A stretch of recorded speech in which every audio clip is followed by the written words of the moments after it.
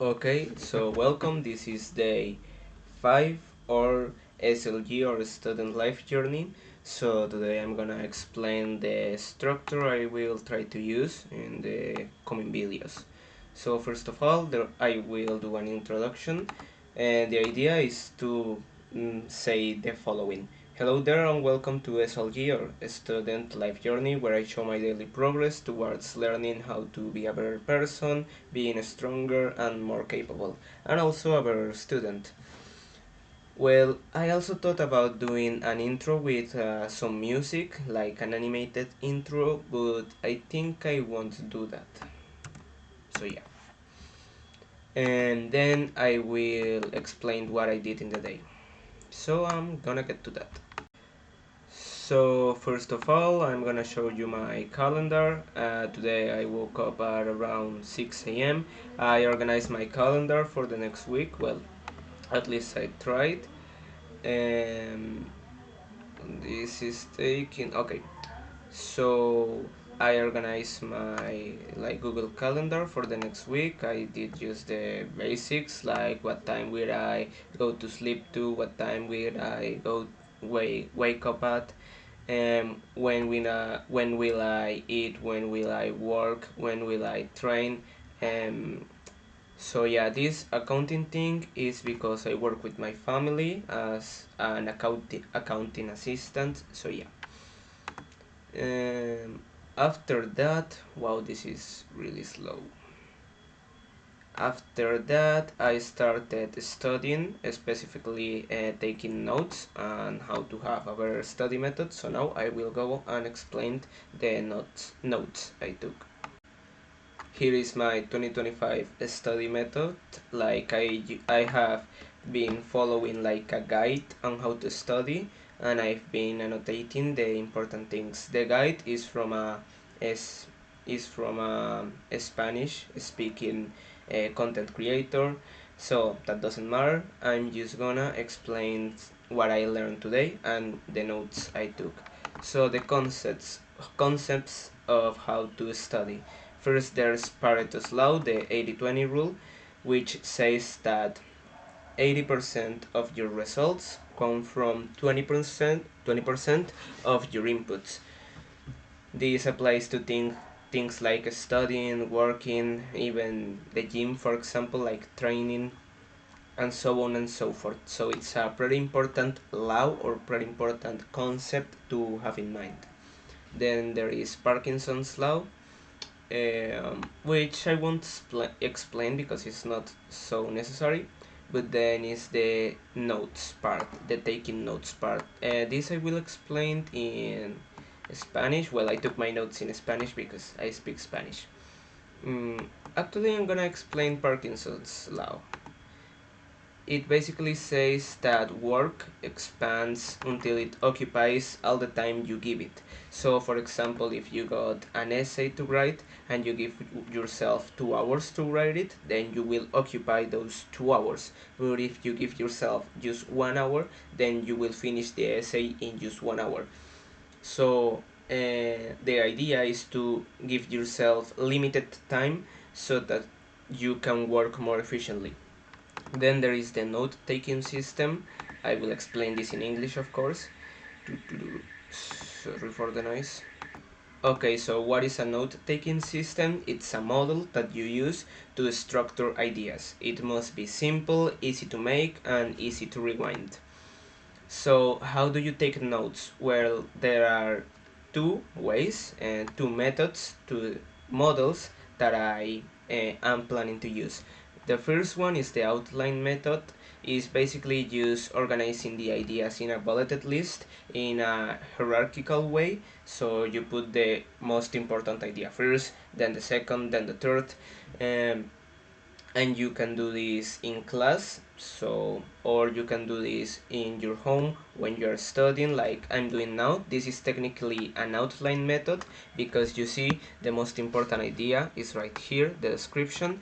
Then there are some complemental ideas. Also there is the PEC format of writing notes.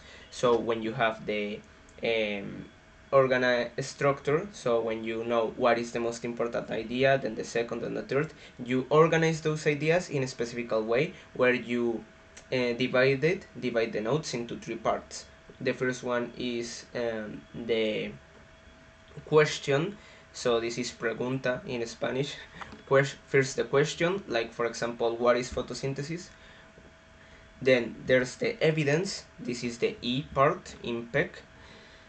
The evidence is basically answering the question. So photosynthesis is a thing that plants do to produce oxygen, um, going from sunlight to oxygen using CO2 and so on and so forth. And then there's the conclusion, which is your appreciation. You can say, oh well, photosynthesis, my appreciation is it is a very important thing because it's one of the things that keeps the planet going. Yeah, for example.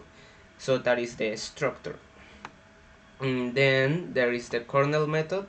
It basically tells you how you organize your notes in like the page. So it has originally four parts, but like we only need to use two. You divide the page, your paper, in two parts, in two columns. First there's the content column, and there is the key column. The content is the part where you take the outline method notes, so there you put the questions, the evidence, the conclusion, you organize it, you structure it. Then sorry, there is the key part. The key part, you can use it to make examples, but you could also use it to make questions. So you take the notes, and if you don't already have questions inside the outline method, you can put the questions in the key part of the kernel system, and this will let you rewind afterwards. So for example, if you have a biology class, well, you can use the outline method, put in the question, evidence, conclusion on the right side of the page, and then the questions on the left side, or you can put examples on the left side. If you put questions, you can use them afterwards to rewind and to make some active recall and space repetition. So well, this is it for the note-taking system. So the study methods. When you already have your notes, then you can use active recall. Active recall basically says, okay, you need to actively think on what you want to remember. So instead of just rereading the same thing over and over again, you try to remember as much as you can. Basically, deliberate practice. This is a very interesting concept. You find your weaknesses, so you start a new topic, for example a language. I will speak about learning languages further in the video, but for example you want to learn Spanish. You need to divide the topic in parts. Yeah, so you say, well, there is the speaking part, there is the writing, there is the listening, and there is the and there is the grammar part. Yeah, so you say, well, what part am I most weak, what part am I weaker? So if you first build a base, so you learn the most used words in Spanish, you learn some basic grammar, and then you say, well, I'm weakest at listening, so I will practice my listening to get better. Instead of you saying, oh yeah, I will just learn Spanish in some way. No, you say, I'm gonna do this specific action, and I expect a specific outcome. Then there is elaborative interrogation, which is basically learning through questions. Because generally we give ourselves information, but we don't actually have the questions that make the information make sense. So for example, I could tell you all the things about the Krebs cycle, or about let's say chemistry, so like covalent and ionic bonds. But if you don't have the right question, if you don't If you don't have the right question, then the information will just pass through your ears and it won't be very useful. But if instead I can say, oh well, there is this question: what holds things together? What holds solids as solids, liquids as liquids? Well, then you can say, oh yeah, there is these small interactions at the molecular and atomic level that hold atoms and molecules together, and the strength of these bonds determines some things like if an object is solid, liquid, or it's a gas.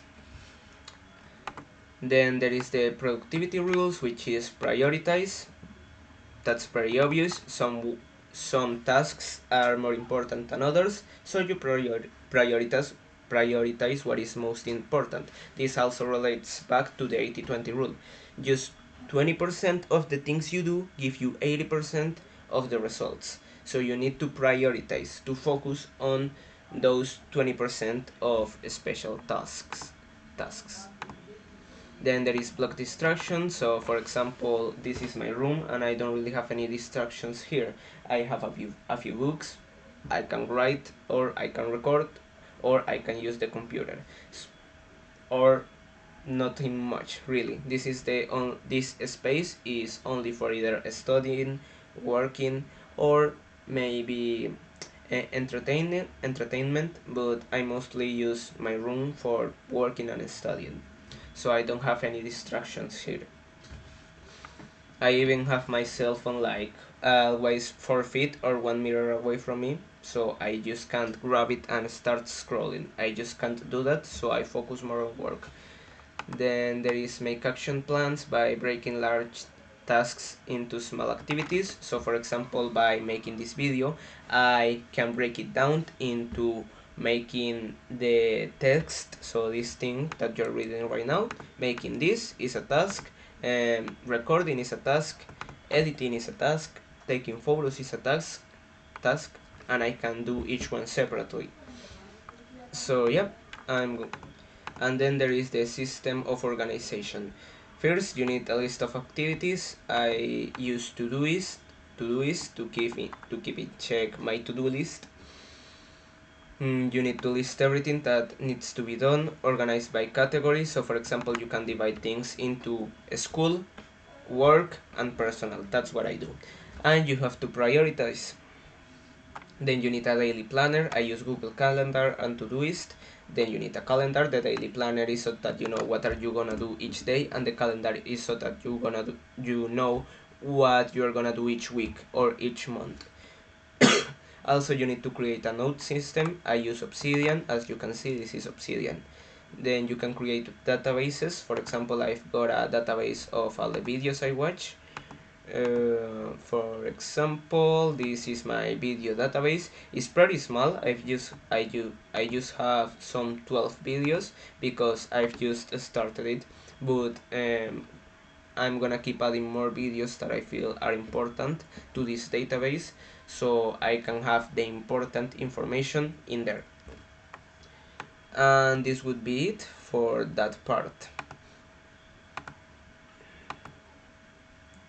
Now, we got what I learned in the day. Well, I learned the thing I just showed to you. I just spoke to you about this this study method that I will try to use in university in 2025 and in the coming years. I also learned a new language. Well, I just randomly thought, oh, it would be fun to learn Chinese. So I started reading a book in Chinese. I'm gonna show you. I for some reason thought, well, it would be funny to start learning Chinese, so what could I do to learn Chinese? I say, oh well, I can read a book in Chinese, even though I know nothing about Chinese. So yeah, I started doing that. I am going to try to read the 3-Body Problem series from Shi Lian, I think that was his name. So yeah, it's a science fiction story about humans and aliens. Well, it's much more than that, but there is a Netflix version if you want to see it. I'm gonna try to read this and understand it word by word. So I use like one and a half hours of my day because I had free time today. So I started reading this and I started trying to understand each character. So I took a few notes. I understand some things. So for example, this says um, written before the fundamental stone. Well, so yeah, this thing right here, I made some comments on some important characters, is right. This is in, more or less. This character is for stone, this character is for base, so this is like fundamental base stone, and this is before. So this means written before the fundamental stone. This is a name of the editor of the book, of this book, The Three Body Problem. And then it says, what did it say in here? Base stone or fundamental stone is a very simple word. Unlike the Lombrand, I don't really remember what this meant. Let's say it was something like bright. But yeah, I also learned a few things. So, for example, these three lines here is the number 3. This plus sign, this thing that looks like a plus sign, is actually 10. Oh, well, I'm gonna show you my Yankee because I took a bunch of, well, I took the notes, I made flashcards from these characters. Another thing that I learned is how to say, well, this is person. I also learned that this is like a filler, yeah, and this is used for the word a, so a thing. Let me see if I find something. I'll be back. Okay, so here I'm back. And this is my Yankee. There is a Imperial ship from Warhammer 40k, but that doesn't matter. This is my Chinese deck. These two things, these two characters mean Chinese. So let's browse. What flashcards I got. This is, I wrote them in Spanish because I speak Spanish, so I could either use the flashcards in English or in Spanish, but I chose to do them in Spanish. So for example, these two characters mean simple, means simple. Then this one means right, as I told you. This one is base, that is stone. This one is before, yeah. This one is B. This one is like a filler. Is like, I don't really know how to explain it, but I'm just gonna call it filler because I don't have the proper language, proper words to explain what it does. This one is simple. That is symbol. That is weak. Also, I am starting kinda to understand how the Chinese language works. For example, this character right here means weak, and there is also a character for 5. Is right here. This Wu. Wu is it's 5.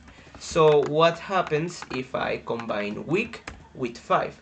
Well, I get Friday because Friday is the 5th day of the week. Well, if you start the week on Monday, like most, like some parts, for example, China, like China does, like some parts of the world. So I could also say this week symbol and combine it with G1 or R2 San. Well, I don't really know how to pronounce them. I'm just reading the pinyin, or C4, Liu 6, and Qui, which is 7. I'm murdering this pronunciation, but anyway. So that would make Monday, Thursday, Wednesday, Thursday, Tuesday, Friday. I know I'm not saying them in the right order. Anyway. So this is what I learned today, at least for now. So what else did I learn?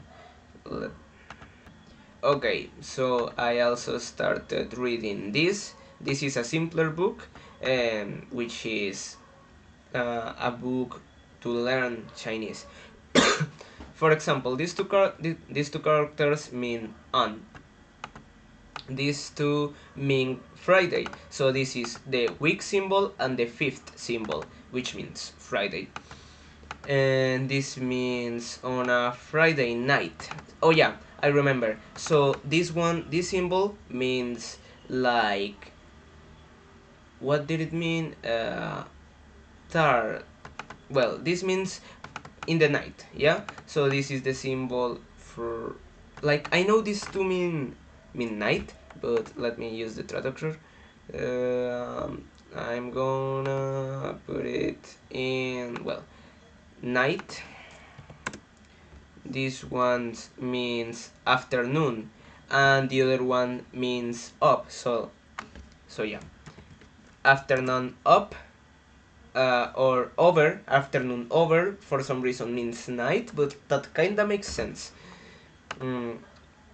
Then what else? I also I'm starting to understand, like, no, this, not this. There was a part in this book that I took notes on. So yeah, uh, this thing, uh, this is a name. Yeah, this is An. So this name is Amon, something like that. It's pronounced like that. This is Hert. So Amon Hert a coworker. These two symbols are coworker, and this symbol is say. So Amon heard a coworker say, and then this goes on to talk about the age of the boss. So this is like a work story. Also, look something, there is the 3 and the 10 symbol. They are put next to one another, and this means 30. So I am starting to understand just a little bit. I'm gonna keep reading for the next days. Hopefully I will get through the first page of this 1000-page book. Hopefully I will get through this soon. And now it's time to say what content I consume in the day. Well, I consume the educational content from the Spanish speaking guy I was talking about earlier, that was like a guide on how to study and how to be self-taught. I also watch some Chinese videos on how to learn Chinese. I also was reading those books. What I'm grateful for, I always like to think about 5 things I'm grateful for in the day, every day. So the first thing is that I'm grateful I'm back home. I'm grateful I have a roof over my head. I'm grateful I have good Wi-Fi. I'm grateful I could go to church with my grandma today. And I'm grateful that I have a new dog. So yeah, by the way, I have a dog now. I will probably make a video about the dog tomorrow. So yeah, plan for tomorrow. Well, tomorrow I gotta go buy some food to make, because I wanna learn how to cook, because I'm bulking and I will need to make my own food if I want to eat more. I also have my own money, some money, since I work with my family, so I will use that money to buy food and to buy a tripod and a camera and a microphone. So hopefully before the day 100th day of this series, I will have like a better equipment to make better videos. Sorry. And the call to action, well, if you've seen this far into the video, I hope you liked it, and I hope you subscribe and keep watching, because I will try to explain the things I learned in a more useful way each day, so that you can learn along with me. So yeah, that would be it for now, and thank you for watching.